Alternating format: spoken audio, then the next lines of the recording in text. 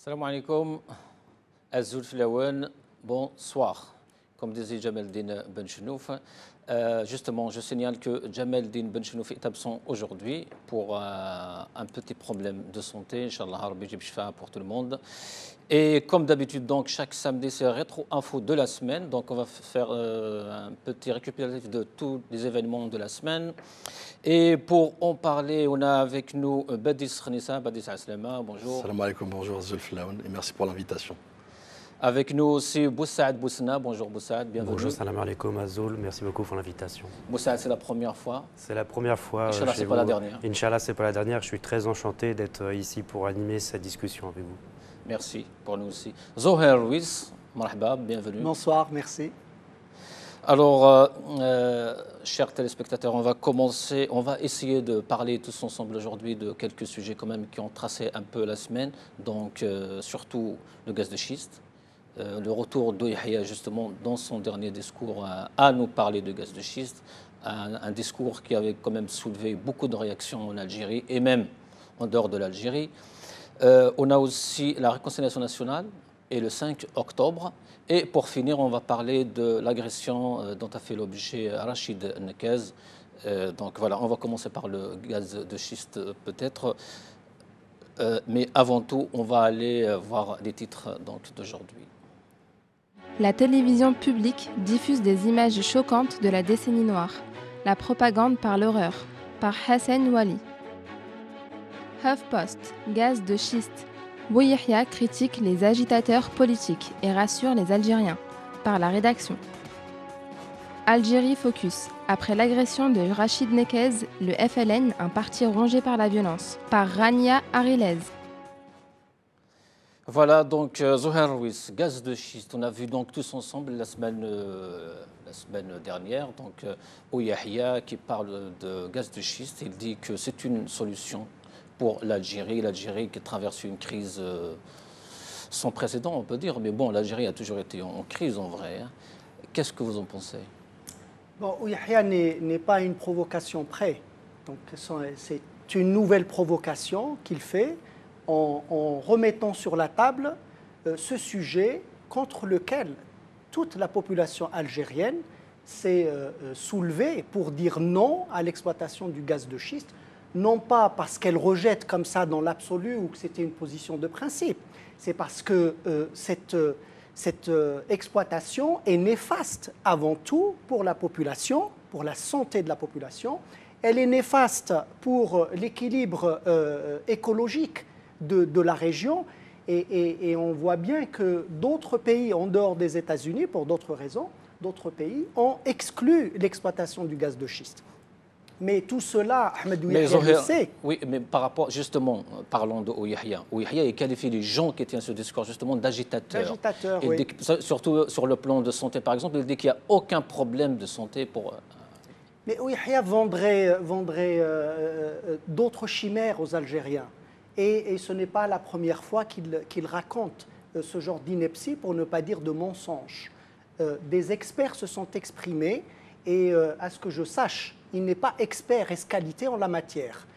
Ouiahia est plutôt expert dans la faillite économique d'un pays grand comme l'Algérie, qui avait à sa disposition plus de 1000 milliards de dollars. Il est plutôt expert dans le mensonge et la faillite, plutôt que dans des explications sur ce qui pourrait être bénéfique pour l'Algérie.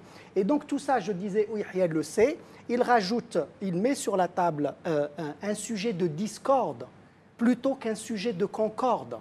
Et tout son parcours politique est semé de discorde qu'il a semé dans le pays. Alors pourquoi il le fait, on n'en sait rien. Pourquoi il ramène un sujet de discorde supplémentaire?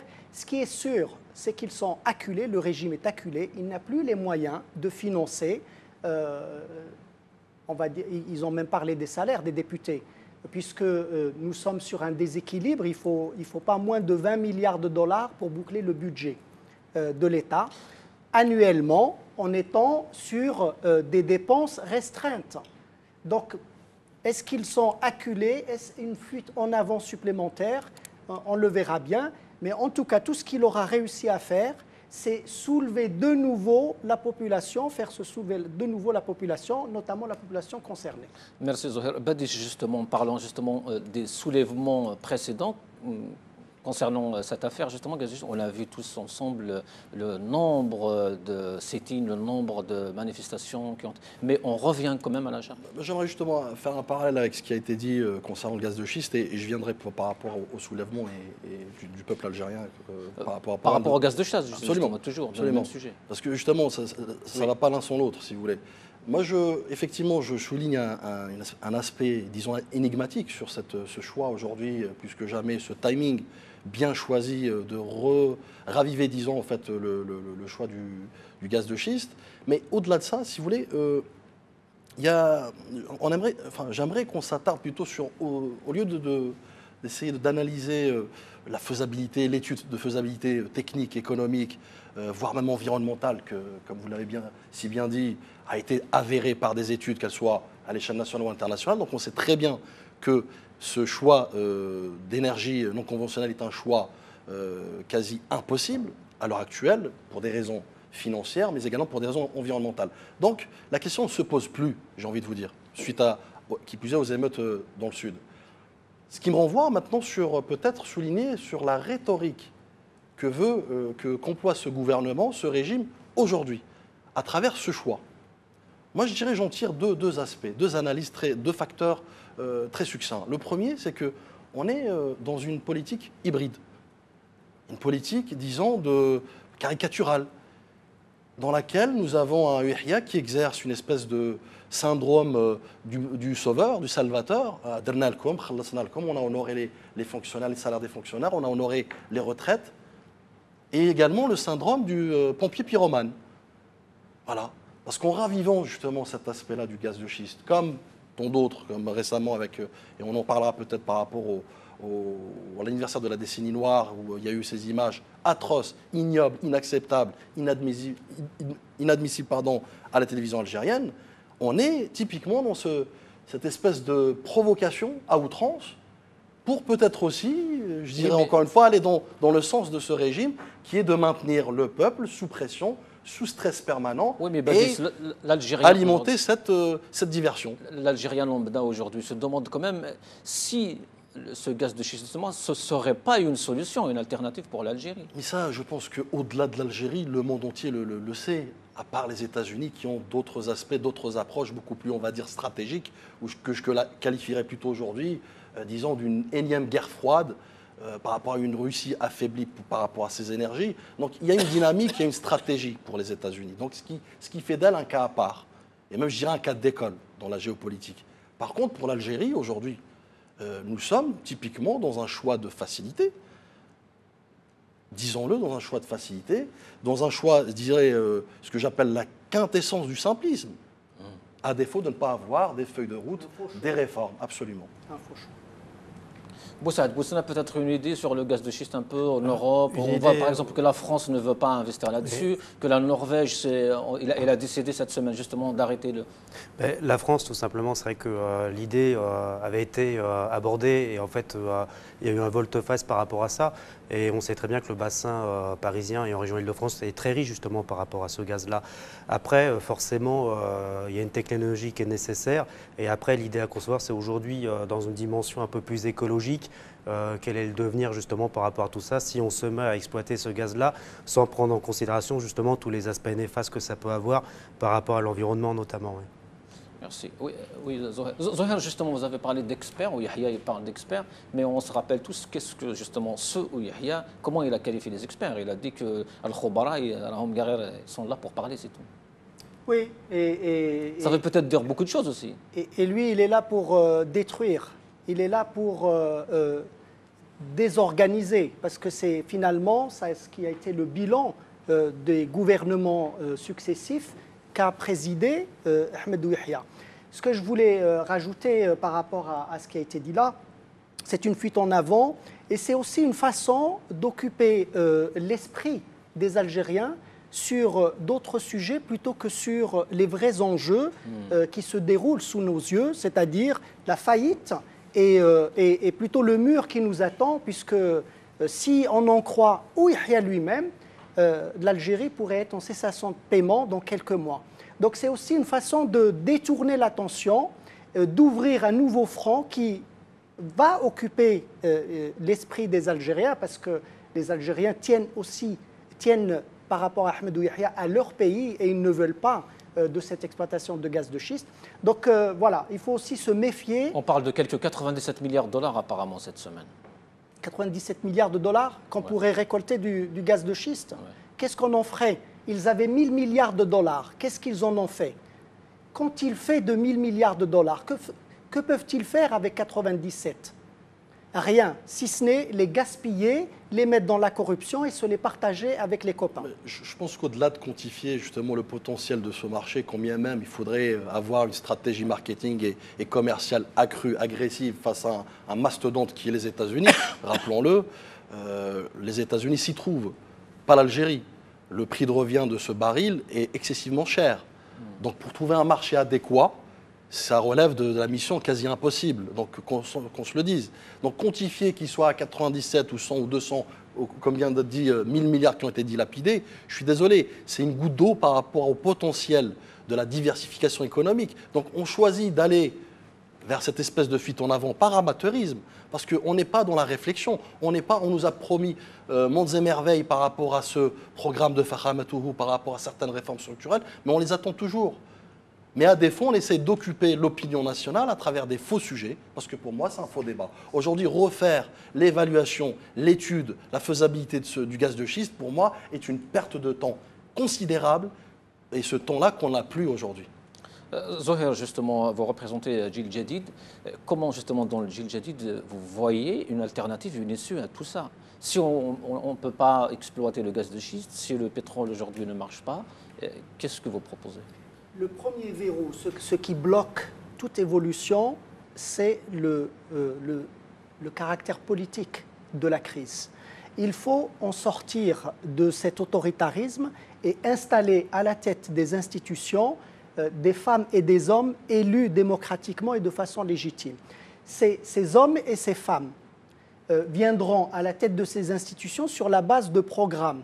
Et ce sont les programmes économiques qui se mettront en place, un peu comme on peut le voir dans n'importe quel pays normal, j'allais dire. Mais vous pensez que ce régime est prêt à faire cette concession justement pour ce peuple? Il ne va pas faire cette concession. Sinon, oui. Il faut une mobilisation, il faut que les Algériens se mobilisent sur ce type de sujet, comme on a pu le voir. Vous savez, avec Jil Jadid, on a mené une campagne cet été sur l'application de l'article 102. Une campagne qui consistait finalement juste à expliquer quels étaient... Aller à la rencontre des citoyens. Voilà, oui. Ce qu'est l'article 102, quels étaient les enjeux et ce que ça pouvait apporter. Cette campagne a été accueillie plutôt positivement et le sujet a été mis sur la table. Il faut que les Algériens se mobilisent davantage sur ce type de sujet. Mais l'alternative n'est pas le faux débat, le faux sujet sur le gaz de schiste. Il faut revenir aux fondamentaux de la crise. Il y a une crise politique et lorsque l'Algérie se sera débarrassée de ce type d'énergumènes qui finalement ne sont experts qu'en faillite économique, elle pourra espérer engager de vraies réformes qui permettront au pays de diversifier finalement sa production et ne plus dépendre, comme on dépend aujourd'hui des hydrocarbures. Vous savez que l'effet yo-yo du baril donne du souffle ou coupe le souffle à l'Algérie à chaque fois. Et donc il faut sortir de cela et il y a tant de choses à faire sur les énergies renouvelables. Enfin, nous sommes dans un pays du Sud et on ne pourrait pas exporter ce type d'énergie. L'agriculture, il y a des potentiels, sauf qu'il n'y a pas de volonté politique. La volonté politique est plutôt de rester sur des contrats négociés avec des entreprises étrangères dans lesquelles on peut prendre des commissions, de tuer la production interne et de verrouiller toute possibilité de production à l'intérieur du pays, de tuer tout le vrai patronat, j'allais dire, et pas ce patronat comique qu'on connaît et dont Ahmed Yahya est le copain. Donc voilà, c'est tout cela, mais ça ne peut advenir que si, une fois que l'Algérie se sera débarrassée de ce type d'autoritarisme. Merci Zohair. Badis, pour clore avec ce sujet. Rapidement, vous avez parlé d'alternatives. Je ne peux pas m'empêcher justement par le fait que je sois aussi membre du comité central. Je suis membre du comité central avant toute chose du parti Talal Al-Hurriyat, qui est présidé par Ali Ben Fliss, l'ex-chef du gouvernement. Rapidement, parce que le sujet est très long et je pense que même dédier une émission ne serait pas suffisant pour parler d'alternatives des uns et des autres et des programmes politiques. Mais ce que je peux retenir aujourd'hui, c'est que effectivement, nous avons besoin de revenir vers la légitimation, enfin, la légitimité des institutions. Les institutions, par quel levier on pourra le faire, si ce n'est que de remettre un peu le pays sur les rails. Comment ? À revenir justement vers des dispositifs, des mécanismes, disons, standards. Nous ne demandons pas la Lune. Aujourd'hui, nous avons besoin de mettre des automatismes politiques à travers des programmes, à travers des élections propres, transparentes, à travers une commission qui n'est pas aux ordres justement du président et de son clan, mais plutôt aux ordres du peuple. Que le peuple devienne un peu le centre du débat, qui devienne aussi maître de son avenir et de son devenir, et puis surtout sortir de cette politique des comptations. On est en plein dedans, c'est-à-dire on est dans un plein déni de réalité dans lequel il nous mène fatalement, je dis bien fatalement et assidûment, sur les pas du Venezuela. Nous avons une projection factuelle aujourd'hui de ce que peut être l'Algérie si rien n'est fait en temps et en heure, c'est-à-dire dans l'absolu. On rappelle juste que le président vénézuélien est de retour aujourd'hui à Alger pour la 3e fois dans le même mois. Je ne sais pas qu'est-ce que cela Écoutez, c'est un très bon consultant, je pense, vis-à-vis d'une espèce de projection. Donc on a besoin d'avoir un feedback, une espèce de retour d'expérience, j'imagine. Enfin, je dis ça sur le ton de l'ironie, bien évidemment. Mais on a besoin plus d'investisseurs que de chefs d'État. Oui. Absolument. Alors on passe peut-être au deuxième sujet qui est donc réconciliation nationale. Et on va le traiter avec le 5 octobre aussi, 88. On va peut-être commencer par la réconciliation nationale. Donc, on a fêté l'anniversaire cette semaine, sauf que la télévision algérienne avait fêté ça d'une manière très, très choquante. Des images qui ont fait provoquer beaucoup de réactions, et sur les réseaux sociaux, et sur, enfin, partis politiques, je parle surtout de Jil Jadid. Je ne sais pas votre parti, est-ce qu'elle a fait une condamnation par rapport à tout ça, mais on va en parler justement. Zohair, réconciliation nationale, est-ce que le peuple s'est vraiment réconcilié avec lui-même, avec l'État, avec les islamistes? Qu'est-ce qui s'est passé? Comment ça se passe? On ne peut pas dire. Vous savez, les plaies sont béantes encore. Et il n'y a pas eu un processus, comme on a pu le voir par ailleurs dans le monde, justice et vérité par exemple, ou un peu comme le fait la Tunisie. L'Afrique du Sud l'avait fait, effectivement, et la Tunisie est en cours. La réconciliation nationale a été décidée par l'État de manière un peu directive et autoritaire et a été imposée et proclamée et consacrée. Quand bien même on a fait ça avec un référendum qui, je ne pense pas que les résultats du référendum étaient exactement ceux-là, mais on peut penser que les Algériens ont quand même validé assez majoritairement ce dispositif-là, parce qu'ils en avaient aussi assez de toutes ces violences et voulaient aussi tourner la page et passer à autre chose. Mais pour autant, ils avaient encore besoin de savoir ce qui s'était passé, ils avaient encore besoin de justice. Il y a encore beaucoup de gens qui ne savent pas où sont passés leurs proches, qui n'ont aucune nouvelle, qui n'ont rien, ils n'ont ni corps, ni nouvelles, ni absolument rien. Il y a encore beaucoup de gens en Algérie qui ont été violentés d'une manière ou d'une autre par des personnes qui aujourd'hui se baladent devant eux et parfois les narguent. Et on l'a vu à la télévision, et qui ont été reçus par Ahmedou Yahya lui-même à la présidence de la République. Donc, en tant qu'homme d'État, en tant que responsable politique, probablement, en tout cas, plus important que des partis politiques légalement agréés, par exemple. Donc tout ça me laisse un peu dubitatif. L'Algérie a vécu une période très difficile. Les Algériens en ont tiré des conclusions, je pense, et je l'espère, en tout cas sur toutes ces aventures et puis tous ces faux débats qui ont amené à tant de violence. Voilà. Maintenant, le fait que la télévision le traite de la façon dont elle l'a traité, oui, évidemment, c'est choquant, et Jil Jadid a eu à réagir. ça aussi c'est une autre façon, de faire du chantage sur la population, pour lui dire que finalement c'est nous qui vous avons amené la paix et pouvons vous protéger, mais c'est aussi une autre façon de brouiller les pistes et de créer aussi des débats inutiles dans le pays, justement pour que les Algériens ne se concentrent pas sur les vrais sujets. Les vrais sujets comme par exemple l'application de l'article 102 qui a été mis en débat. Et donc pour sortir, pour détourner un peu l'attention sur ce type de sujet et la disparition du président de la République depuis plusieurs années, eh ben on ouvre des chantiers, on ouvre le gaz de schiste et puis on projette des photos ahurissantes aux Algériens. Badis? Écoutez, sur la réconciliation, je dirais que dans sa forme originelle, c'était quelque chose, disons, qui pouvait avoir un levier ou une espèce d'issue convenable et dans l'absolu nécessaire pour pouvoir sortir justement de cette décennie noire dans laquelle, rappelons-le, des centaines de milliers de nos concitoyennes et concitoyens ont péri dans des manières les plus atroces et inimaginables. Donc, dans sa forme originale, effectivement, elle est une nécessité. Maintenant, ce qu'on en a fait par la suite, effectivement, ce devoir de mémoire est quelque chose de nécessaire, de vital. Les gens ne peuvent pas oublier. Les plaies ne sont pas encore cicatrisées, ne cicatriseront jamais. Donc, mais il y avait un travail je dirais, de rétablissement de certaines lacunes, certaines carences que représentait cette proposition, je dirais, qui a été entérinée par la suite, effectivement, comme on le sait très bien, par un référendum. Et de mémoire, c'était plus de 90%. Mais je dirais que peut-être on a entériné cette décennie noire à travers une législation, une loi qui a justement permis le pays d'avancer et aller de l'avant, mais nous n'avons pas fait le travail en profondeur qui est de rendre justice, autant que faire se peut, bien évidemment, et puis que les principaux protagonistes de cette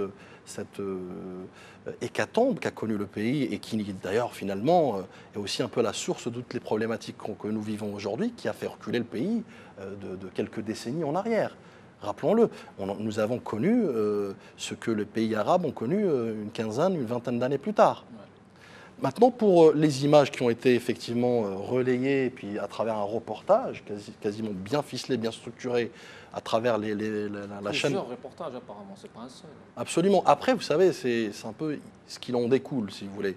Le maître d'ordre est orchestré par la chaîne, bien évidemment, nationale algérienne, et par la suite, tous les médias, disons, d'obédience vont faire de même dans une espèce de dynamique de surenchère et bien sûr d'aller dans... Rappelons-le, c'est que la charte, justement, de la Constitution nationale interdit tout cela. Absolument. De parler justement de cette manière. Ils sont en opposition avec un article justement de la loi de la Charte nationale qui justement interdit toute instrumentalisation justement de ces exactions et de ces atrocités qui sont produites par le passé. Donc, mais on n'est plus à ça près, hein, vous savez. Mais la loi, comme on le sait, en Algérie, elle est faite pour les Algériens, mais jamais pour les dirigeants. C'est vrai. Eux édictent des lois pour que nous soyons soumis à ce type de dispositions, mais certainement pas eux. Autrement, ils n'auraient pas violé la Constitution, ils ne l'auraient pas modifiée juste pour s'octroyer des mandats illimités et puis après revenir pour bloquer les autres sur les mandats. Ils ne reviendraient pas sur la planche à billets, ils ne reviendraient pas sur le gaz de schiste et d'autres sujets. Vous savez pourquoi? D'ailleurs, je rappelle que ce matin, justement, par rapport à ces reportages, il y a des activistes, des hommes politiques qui se sont réunis. C'était prévu un sit-in ce matin devant l'Arave, mais bon, il y avait beaucoup plus de policiers que de... Donc voilà. Mais juste pour rebondir rapidement sur le fait que ce gouvernement, finalement, a une attitude très large et une liberté très accentuée, notamment par rapport aux lois, et ils refont les lois, et bien évidemment, elles sont applicables qu'aux faibles, finalement, parce que le peuple est considéré dans l'équation comme un élément faible. J'irai plus loin. Le peuple, aujourd'hui, a été dématérialisé. Le peuple algérien. C'est-à-dire il est devenu, en fait, un des citoyens de seconde zone auxquels nous aspirons à marginaliser, à essayer de stigmatiser à travers des lois. Il y a un peu de démissionnaire aussi, hein. Il y a de la lassitude, il y a aussi une certaine distance par rapport à ce qui pourrait, peut-être du point de vue d'un certain nombre d'Algériens, créer de nouvelles difficultés. Voilà. Et puis, comme on dit, chat échaudé craint l'eau froide, c'est ça, je crois. Donc, il y a eu quand même beaucoup de violence dans le pays et je pense que voilà, c'est une... Ce n'est pas une démission. C'est une façon de regarder un peu comment se déroulent les choses, de reprendre confiance. Et puis, on ne peut pas non plus jeter la pierre aux Algériens quand on voit comment un certain nombre de partis politiques ont porté un discours d'opposition et porté des espoirs et comment ils ont finalement trahi cet espoir-là et se sont retrouvés dans les travées du pouvoir. Donc, il y a pas mal de choses, pas mal d'éléments qui font que les Algériens ont besoin d'avoir confiance. Cette lassitude, bien sûr, justement, on se pose des questions. Pourquoi c'est la lassitude? Pourquoi c'est la démission? Pourquoi? Je dirais pas que le peuple algérien aujourd'hui est dans une dynamique démissionnaire par rapport à la politique. Il a été tout le temps politisé et il le sera toujours. Parce qu'il a perdu confiance. C'est que la lassitude, elle émane justement du manque peut-être ou d'absence d'offres politiques, tout simplement. Que finalement les politiques qui sont en face sont tout sauf qui répondent à leurs attentes. Et ils sont tous sauf justement l'exemple qu'ils aspirent, à quoi ils aspirent. Ils sont tous sauf justement les promesses à laquelle ils ont tenu en campagne électorale et auxquelles ils ont failli par la suite. Donc il y a une déception, il y a un ras-le-bol, il y a même je dirais une déroute en profondeur qui a fait qu'aujourd'hui, l'Algérien lambda ne s'intéresse plus. Et je pense que les processus électoraux, notamment législatives récemment, ont démontré qu'il y a vraiment une espèce de distance abyssale entre justement le peuple algérien et les prérogatives des politiques. Mais bien évidemment, en essayant de rétablir cette confiance in fine, nous pourrions peut-être éventuellement, à travers des programmes, à travers un consensus, à travers une transition démocratique, politique, apaisée, consensuelle, pouvoir recréer cette confiance. Mais moi, j'aimerais juste revenir rapidement sur, si vous le permettez, sur les images qui ont été relayées sur les médias. Moi, j'aimerais apporter aussi une analyse peut-être supplémentaire sur la finalité. Parce qu'effectivement, on a parlé peut-être de l'espèce de chantage. Mais au-delà du chantage, vous savez que cette sémantique qu'emploie aujourd'hui le gouvernement algérien, notamment Yahya, qui a d'ailleurs légitimé ces images par la suite, à travers une déclaration. Oui, il a remercié la télévision. C'était tout à fait normal. Mais je considère que c'est à double tranchant. Quand je parlais tout à l'heure de ce syndrome du pompier pyromane, on y est dedans. C'est-à-dire qu'aujourd'hui, à travers ces images, vous pouvez aussi raviver les vieux démons. Vous pouvez aussi peut-être raviver les violences face à cette injustice que certains n'ont jamais connue, que certains peut-être ont ce sentiment d'impunité, et d'autres ont connu vraiment une injustice abyssale. Donc vous voyez, c'est-à-dire qu'on est peut-être aussi dans une espèce de hypothétique tentative de déstabilisation, d'occuper le peuple algérien vers des violences, parce que quand vous mettez un parallèle avec le gaz de schiste, vous êtes dans une dynamique de violence, ou de création de violence du moins. Oui. Et donc, peut-être, ce que je disais tout à l'heure, une espèce d'approche, disons, de diversion, si je peux mais qui est condamnable, attention, parce que là, on parle vraiment de violence. Si je peux me permettre d'intervenir, on peut quand même faire un parallèle peut-être avec ce qui se passe en France aujourd'hui, c'est l'enjeu et les pouvoirs des médias. Et ne serait-ce que sur le traitement médiatique d'un acte terroriste ou des choses qui sont passées. Après, je vous rejoins, forcément, toute réconciliation doit passer par un sentiment de justice. Et je vous rejoins sur vos propos sur le principe aujourd'hui les médias ont justement un rôle de pouvoir instrumentaliser, de raviver certaines choses et justement de dire bah voilà, aujourd'hui il y a telle crainte, mais on est là pour vous protéger. Je peux faire le parallèle avec la France.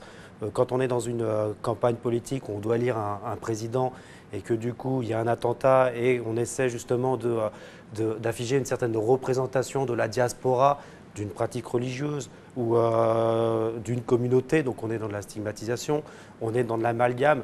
Et l'idée, c'est que ça permet en même temps de faire oublier son quotidien, de faire oublier les soucis d'emploi, les soucis qu'on peut rencontrer à l'école. Et on peut dire qu'effectivement, c'est un levier. C'est un levier qui permet de détourner un peu l'opinion publique. Oui, voilà. Ça a toujours été à leur force. Oui, de détourner l'opinion publique. Et je crois qu'aujourd'hui, le peuple, qu'il soit français ou algérien, a un détachement par rapport à ce qui se passe. Et moi, je pense qu'il faut vraiment s'interroger plutôt sur aujourd'hui le rôle du politique. Le rôle du politique sur ce qui retranscrit et justement sur cette capacité à avoir un programme politique qui correspond à la collectivité, au groupe et non pas à des trajectoires individuelles et à justement qu'est-ce que je pourrais faire pour atteindre le pouvoir et après m'en servir comme levier sur mes propres intérêts. Et donc ça, je pense que ce questionnement, il peut être universel. il peut être universel. Et je crois qu'aujourd'hui, on peut rencontrer dans différents pays plutôt une crise politique qu'une crise des peuples qui effectivement n'ont plus confiance en leurs hommes politiques parce qu'il y a tous ces sentiments qui se retranscrivent. Oui, Zohair, vous avez quelque chose à rajouter, mais Oui. j'ai une question aussi, c'est qu'aujourd'hui, la génération, les Algériens d'aujourd'hui, la génération, enfin, qu'on prend un Algérien aujourd'hui de 25 ans, il n'a pas vécu tout ça. Et sincèrement, quand on voit sur les réseaux sociaux, quand même, ça nous permet de comprendre un peu comment ça marche la société. On voit que les jeunes ne réagissent pas par rapport à, ils n'ont pas vraiment réagi par rapport à la réconciliation nationale. Ils Oui, veulent parce peut-être que- autre chose, ils veulent oublier, ils veulent passer à autre chose. Certainement, certainement. Et puis, bon, c'est aussi l'effet nouvelle génération, jeunes, etc. Mais enfin, ça reste quand même dans la mémoire collective. Hein. Ceux qui avaient allé jusqu'à 10 ans à l'époque, effectivement, sont adultes et majeurs, mais tout ça reste encore assez vivace dans la mémoire. Ce que je voulais dire, c'est qu'effectivement, on peut penser qu'il y a et je suis d'accord avec Badis, il n'y a pas de démission de la population, il y a une certaine distance. Pour autant, quand un parti politique comme Gilles Jadid, par exemple, le fait assez régulièrement, va sur le terrain, va dans les cafés, dans les parcs, dans les rues, rencontrer les gens sont parfaitement au fait de la situation et des enjeux du pays. Ils sont parfaitement, ça a été dit, ils sont politisés, ils comprennent absolument bien comme il faut les enjeux. Et je pense qu'il faut continuer ce travail-là. Et si d'autres partis le faisaient aussi, c'est tout ce travail qui est de la responsabilité des partis politiques pour qu'ils vulgarisent un certain nombre de sujets, pour que les Algériens se reprennent un peu confiance et puis prennent en main aussi leur avenir. Parce que rien ne se fera juste avec les partis politiques. J'ai déjà eu l'occasion de le dire. Ce n'est pas la seule responsabilité des partis et des rares militants qu'ils peuvent avoir. C'est une responsabilité collective. Si les Algériens ne prennent pas en main ce type de sujet qui conditionne leur avenir, eh ben, on n'en fera rien. On restera devant les plateaux et dans les réunions à expliquer les enjeux et les malheurs du pays. Oui, sur la question de la jeunesse et sa perception par rapport justement à la réconciliation et éventuellement la décennie noire qu'elle n'a pas connue. Moi, je dirais que de toute façon, fatalement en Algérie, il y a eu toujours ce conflit intergénérationnel depuis la nuit des temps. Nous savons que ce soit les gens qui ont connu la décennie noire ou même la future génération qui est venue après. Donc, pour un pays qui a plus de 70-12% de jeunes, moins de 35 ans, je pense qu'il est grand temps de faire confiance à cette jeunesse. Cette jeunesse, pourquoi en fait aujourd'hui elle est détachée? Parce que tout bonnement, tout simplement, elle est orientée vers l'avenir. Elle regarde un avenir, elle essaye de se construire dans sa personne d'abord et voir l'avenir dans toute sa dimension. Aujourd'hui, nous avons malheureusement, j'irai plus loin, des jeunes qui aspirent plus à faire le harga, à être clandestins dans des pays occidentaux, oui, que de construire un avenir collectif dans leur propre pays. Et malheureusement, j'irai encore plus loin, on connaît des tragédies aujourd'hui à travers ces tentatives, je dirais, d'immigration vers l'Europe, notamment vers le flanc sud, où nous avons des morts et des morts tous les jours. Donc je pense qu'aujourd'hui, il faut prendre conscience de cette problématique. Et chaque, je pense, âme et chaque vie qui a été perdue dans ces tentatives est la responsabilité de ces politiques. Parce qu'aujourd'hui, ces politiques, au-delà de leur détachement, de leur mépris, ils devraient mieux, à minima, d'essayer de penser vers une alternative, vers justement passer le flambeau et aller de l'avant. Justement, ça nous amène à parler d'un autre sujet, donc du 5 octobre 88. On peut quand même dire aujourd'hui que les mêmes conditions qui régnaient à l'époque, en 88, sont là aujourd'hui. Une crise économique, des partis politiques qui ne sont pas là, qui ne parlent pas. Il y a, le champ médiatique est fermé, le champ politique est fermé. Il y a quand même beaucoup de ressemblances. Oui, on peut penser effectivement que les mêmes ingrédients sont là en action et qu'on pourrait, d'une minute à l'autre, voir le pays basculer. Mais vous, comme d'autres qui sont assez attentifs, le savent très bien, l'Algérie connaît des émeutes très régulièrement, et dans tout le pays. Al-Bayad, dans ce moment d'ailleurs, je pense qu'on a perdu 3 concitoyens. Ain Beda, oui. Il y a 2-3 jours. Absolument. Et donc, oui, les ingrédients sont là et le régime qui est de nouveau acculé parce qu'il n'a plus les moyens de sa politique, qui consistait à faire taire tout le monde et à distribuer la rente, et puis à faire bien prospérer la corruption plutôt que le produit intérieur brut de l'Algérie, se retrouve dans une situation de blocage. Et c'est la raison pour laquelle vous avez comme ça quelques sujets qu'on a évoqués ici, qui sont sortis, les images de la télévision, l'instrumentalisation des médias, pardon, le gaz de schiste, et d'autres sujets vont ressurgir justement pour capter l'attention sur de faux sujets et essayer, autant que faire se peut, de gagner du temps. Sauf que l'Algérie n'a plus de temps.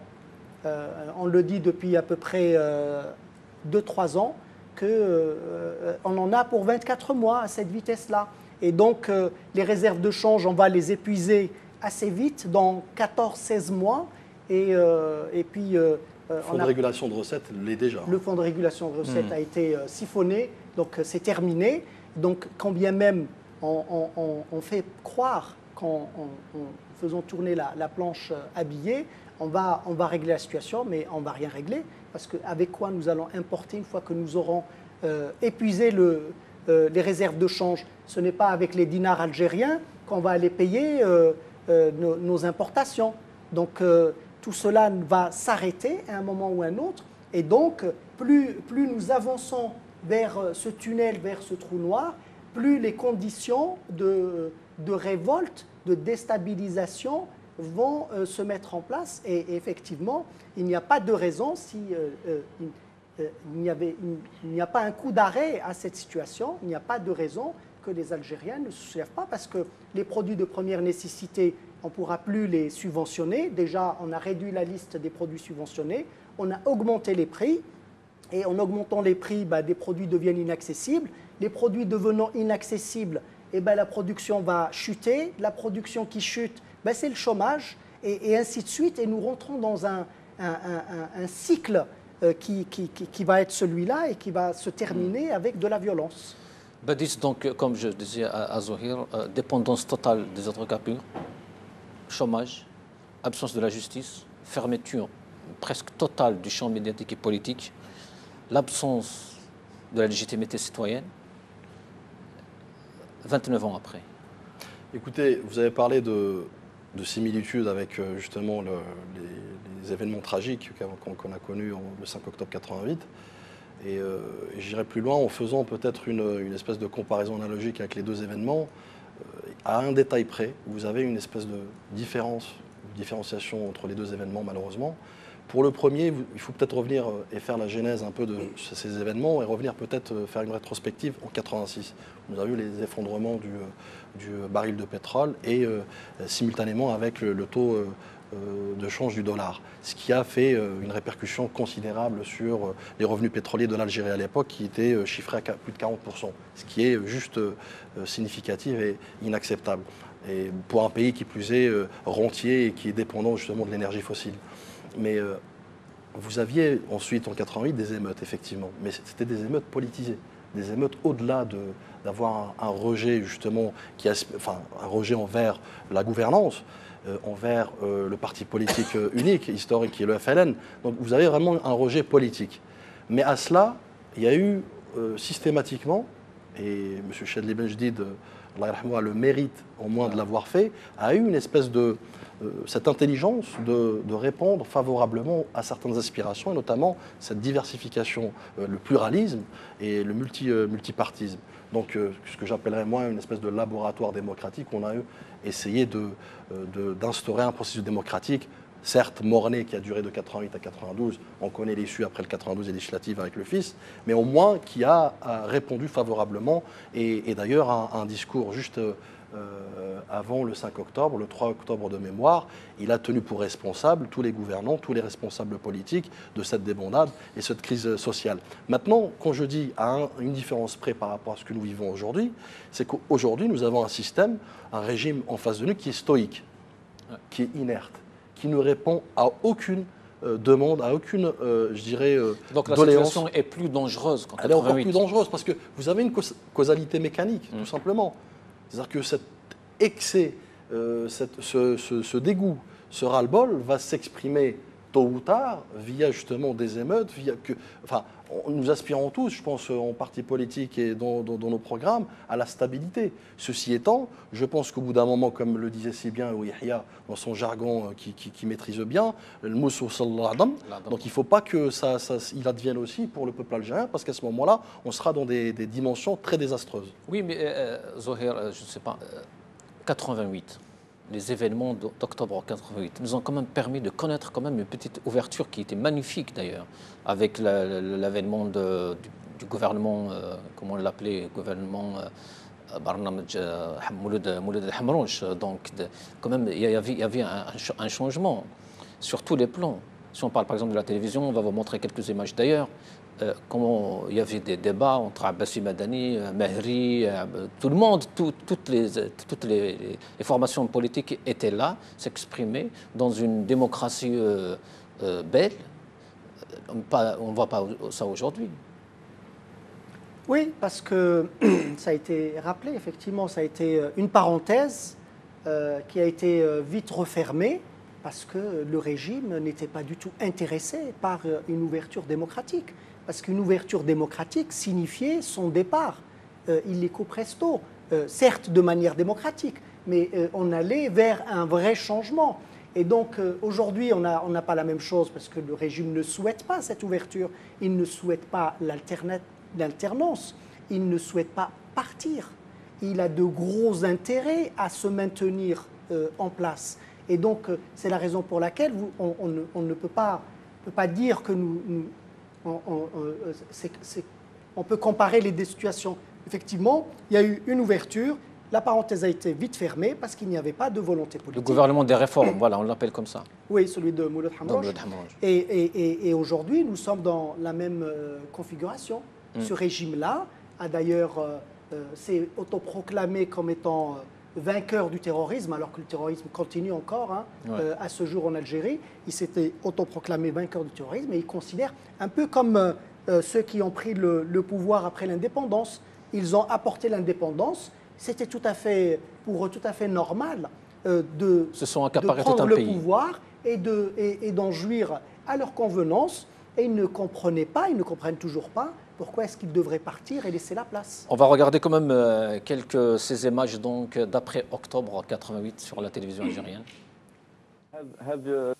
هل حزب التجديد الجزائري حزب سياسي إسلامي أم أنه حزب سياسي يأخذ من الإسلام ما يراه مناسبا لبرنامجه؟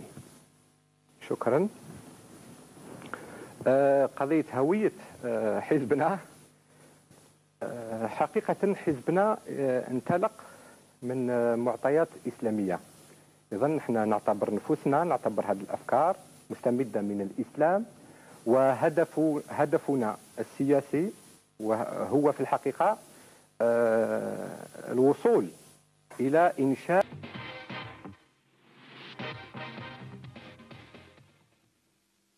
أهلا وسهلا بكم سيدتي سادتي في هذه الحصة الجديدة في هذا العدد الجديد من نظرة على الأحداث في أجواء التحضيرات للانتخابات التشريعية القادمة دائما وفي مرحلة ما قبل الانتخابات هذه. الحصة تقترح عليكم اليوم عددا متميزا وخاصا. كانت الفكرة في بداية الأمر مجرد فكرة صغيرة حاولنا أن نجسدها. اتصلنا بالسيدين عبد الحميد مهري والسيد عباسي مدني وكان هذا اللقاء وكان هذا الحضور في الاستوديو. نرحب إذن بضيفينا السيد عبد الحميد مهري الأمين العام لجبهة التحرير الوطني والسيد عباسي مدني رئيس والناطق الرسمي للجبهة الإسلامية للإنقاذ. لكن الذي حدث أن الحكم أراد أن يبقى رغم أنف الشعب بدليل نحن نذكر للنظام أن الانتخاب كان حرا ولكن بعد أن ظهرت النتيجة صلاحيات البلديات أخذت وأعطيت للدائرة وهذا تزييف بعد الانتخاب. ومن هنا طرحنا المشكلة. من يدرينا أننا إذا ذهبنا ولو نذهب بأغلبية ساحقة إلى البرلمان تسحب صلاحيات البرلمان وسيقيد بكل القيود الدستورية ولذلك فإن الجبهة الإسلامية للإنقاذ تطرح قضية الرئاسة وضرورة تغيير الرئيس. الرئيس هو مسمار جحا في مشكلة السياسية. ما لم يتغير الرئيس بن جديد وما لم ينتخب رئيس جديد لا تحل المشكلة السياسية أبدا. رأي حزب، لكن في البلاد رأي آخر. هناك رأي أن من صالح البلاد أنها يتم فيها التغيير خطوة بعد خطوة. ولما ذكرت الانتخابات البلدية وتعرضت لصلاحية البلديات. Et voilà, donc comme on voyait, donc il y avait le débat. Aujourd'hui, on ne voit plus ce genre d'image à la télévision algérienne, plus de débat, il n'y a que de la propagande. Vous avez montré les images d'un grand homme pour moi et une référence politique qui est Abdelhamid Mahri. Abdelhamid Mahri avait dit une fois que la démocratie qui a besoin d'un char est une démocratie malade. Moi, je lui réponds aujourd'hui, en 2017, que nous sommes dans une situation pire que la précédente. Nous sommes face à une démocrature. Elle est plus tendancieuse, elle est plus pernicieuse, que ce régime a su exploiter à bon escient. C'est-à-dire qu'aujourd'hui, nous sommes face à un régime qui prône une démocratie de façade avec une dictature autoritariste pour pouvoir pérenniser ses acquis et bien évidemment ses apports claniques. Votre commentaire, Zohar? Oui, il n'y a plus de débat de ce type. Ça, c'était des débats qui étaient initiés parce qu'après l'ouverture, il y avait un processus électoral. Donc, il y avait des débats contradictoires concernant autour des élections locales et puis législatives. Aujourd'hui, il n'y a plus ce type de débat parce que le régime a tué dans l'œuf toute velléité d'expression libre. Et il n'est pas intéressé par cela parce qu'il sait qu'il y a un tel pouvoir de la télé, parce qu'elle est regardée aussi. Elle peut avoir un tel impact sur la population que ça pourrait changer la donne. Et c'est la raison pour laquelle d'ailleurs vous êtes Al-Maghribia contraint de rester à l'étranger et non pas de travailler directement en Algérie. Ça fait partie de ces raisons-là. Et les seuls débats que s'autorise le régime pendant les élections, c'est s'écouter lui-même. Et donc, ce type de débat n'intéresse pas du tout les Algériens. Ils se détournent complètement de la télévision algérienne, mais ça ne dérange en rien le régime. J'irai plus loin, en fait, au-delà de la liberté d'expression aussi, dans un exercice de politique d'opposition, je pense qu'on fait partie l'un et l'autre de partis d'opposition, notamment ce qui me concerne, c'est que nous sommes dans une situation qui est désastreuse aujourd'hui. Vous êtes face à un régime qui exerce une espèce de galvanisation envers toute initiative ne serait-ce que d'avis qui divergent de leur avis. Donc, c'est-à-dire on n'est plus dans un exercice dit standard d'opposition. Ça, qu'on se le dise pour que les gens comprennent pourquoi parfois les choses peuvent paraître faciles de façade, mais qui sont très difficiles. Merci Baptiste, on arrive quand même au dernier sujet. On va quand même essayer de traiter un peu le sujet des attentats, un peu le terrorisme, un peu surtout en Europe, en Occident.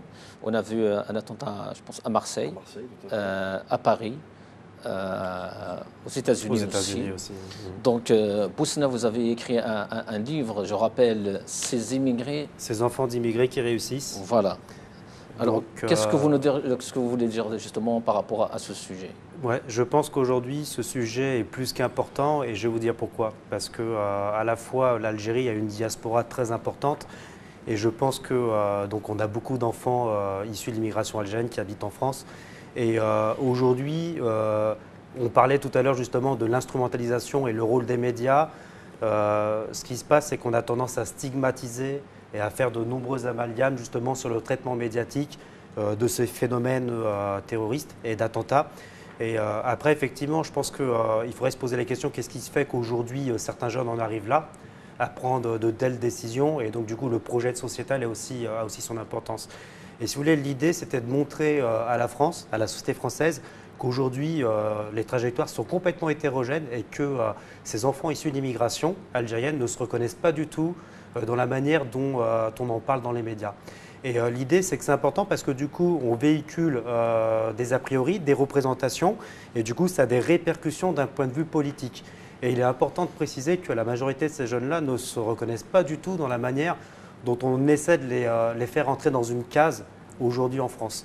Et je pense que c'est un sujet qui est d'actualité et très important. On va en revenir, Inch'Allah, bientôt sur justement ce sujet. On va rester dans la violence et on va parler de Rachid Nekez, justement, qui a fait l'objet d'une agression quand même choquante. Je pense qu'on a eu une vidéo de Rachid Nekez. On va essayer. السلام عليكم الزول في الاول شكرا على الدعوه رانا مع سي جمال بن شندوف ويعطيكم الصحه vraiment pour votre soutien merci beaucoup pour votre soutien pendant mon agression barbare commise par les 40 voleurs qui sont aussi 40 criminels et vous savez ils n'ont pas le courage de me violenter en Algérie mais ils utilisent le territoire français pour commettre des forfaits inacceptables et barbares. Sachez qu'aujourd'hui j'ai décidé de changer complètement un point important du programme qui était une amnistie fiscale et financière. Avec cette tentative d'assassinat à mon encontre au pied de l'immeuble de Ammar Saïdani qui était acheté avec l'argent du peuple algérien, j'ai décidé de supprimer ce point de mon programme. Je ne pardonnerai plus aux 40 voleurs qui sont aussi les 40 Merci beaucoup, c'est Jamel. Qu'est-ce qui s'est passé? Qu'est-ce qui s'est passé? Exact.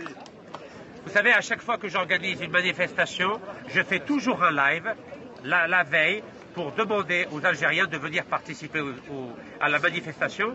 Et c'est la raison pour laquelle j'étais à l'intérieur de l'immeuble de Ammar Saïdani au niveau des boîtes aux lettres pour être sûr qu'il habite toujours ici. Moi, je fais toujours un live en montrant la boîte aux lettres. Je l'ai fait avec Bouchouareb, je l'ai fait avec Saïdani, je l'ai fait avec Chakif, je l'ai fait avec tous ces voleurs qui sont les criminels. Et tout d'un coup, il y a le fils de Saïdani qui est arrivé. Moi, je ne le connaissais pas. C'est lui qui m'a dit qu'il était le fils de Saïdani. Il m'a dit, si tu continues à faire les manifestations, je vais te tuer. Alors, j'ai levé mes bras. Et au moment où j'ai levé mes bras, il m'a boxé comme un criminel. Il m'a boxé avec ses poings, avec ses pieds. Et si la police n'était pas intervenue, elle était à 10 mètres, parce qu'il y avait une école à 10 mètres, aujourd'hui je serais mort et je ne pourrais pas vous parler. Ces 40 voleurs, aujourd'hui je le dis publiquement, ce sont 40 criminels et il faut les poursuivre jusqu'au dernier. Eh oui, Badis. Écoutez, moi je condamne fermement et sans complaisance cet acte barbare et cette agression à l'encontre de Rachid Nekez. Nous pourrons en fait avoir des divergences et des désaccords, mais la notion du respect est primordiale d'une part. D'autre part, j'espère, étant donné que ces événements se sont produits sur le territoire français, que la justice française fera la lumière, toute la lumière sur cette agression et condamnera et appliquera cette condamnation à l'encontre du présumé agresseur. Oui, mais dans des cas comme ça, est-ce qu'on peut parler du régime algérien? Est-ce qu'on peut parler d'un civil? Je pense que justement l'enquête établira les tenants et les aboutissants de cette affaire, de cette agression. Quoi qu'il en soit, moi je m'attarde sur le fond de cette affaire qui est une agression, qui est une atteinte physique à une tierce personne, citoyenne algérienne qui plus est, qui a des droits. Légitimes et auxquels elle doit faire valoir aujourd'hui, plus que jamais, à défaut de ne pas l'avoir sur le territoire algérien, le faire sur le territoire français. Mais après, effectivement, l'issue de cette enquête déterminera, même j'irai au-delà, peut-être par rapport à ces accusations que détient aujourd'hui Rachid Nekez à l'encontre de cette personne, et notamment les biens mal acquis. Moi, j'aperçois une espèce de perspective avantageuse, positive, notamment vis-à-vis des affaires des biens mal acquis qui ont été jugées en 2016 par la justice française, notamment pour, de mémoire, le président Sassou Nguesso et Omar Bongo, qui ont été condamnés à juste titre, auxquels la justice française a saisi les biens. Merci Badis. Zohir, Nekez, lui, il parle des 40 voleurs toujours, même aujourd'hui. Oui. D'abord, je voudrais de nouveau dire au nom de Gilles Jadid et de tous ses militants combien nous condamnons cette agression et cette violence à l'endroit de Rachid Nekez et nous lui apportons toute notre solidarité. La deuxième chose, c'est qu'effectivement, je rejoins tout ce qui a été dit par Badis et j'entrevois un espoir, parce que je me dis que si finalement le fils de Saadani, ou Saadani lui-même, ou d'autres, se sont lésés, diffamés, eh bien, qu'ils portent plainte contre Rachid Nekez pour diffamation. Et à ce moment-là, nous aurons tous les éléments qui permettront aux uns et aux autres de pouvoir justifier la façon dont ils ont acquis ces biens, tous ces biens, parce qu'il y en a beaucoup, tous ces biens à l'étranger, puisque à date, nous ne pouvons faire de même en Algérie. Donc qu'on puisse le faire déjà ici. Voilà. Ce que je vois là, c'est cette forme de violence que pensent pouvoir s'autoriser un certain nombre de personnes à l'endroit de ceux qui osent exprimer quelque chose, quand bien même il y aurait diffamation. Rien, absolument rien ne peut justifier qu'on puisse violenter un homme parce qu'il manifeste ou parce qu'il dénonce un certain nombre de méfaits. Merci. Boussad? Tout acte doit être condamné forcément, mais après, je pense qu'il faut laisser la justice faire son travail. Et effectivement, même s'il y a des faits, on ne peut pas laisser un homme se faire violenter de la sorte, mais je fais confiance en la justice pour qu'elle puisse faire son travail. Merci à vous tous, merci à Boussad, Zohir, Badiz, merci. Et moi aussi, je renouvelle justement ma solidarité à Rachid Denkaz, Inch'Allah, Rabbi Jib Shfa. Vous toutes, vous tous, merci, à bientôt, Inch'Allah, salam alaikum.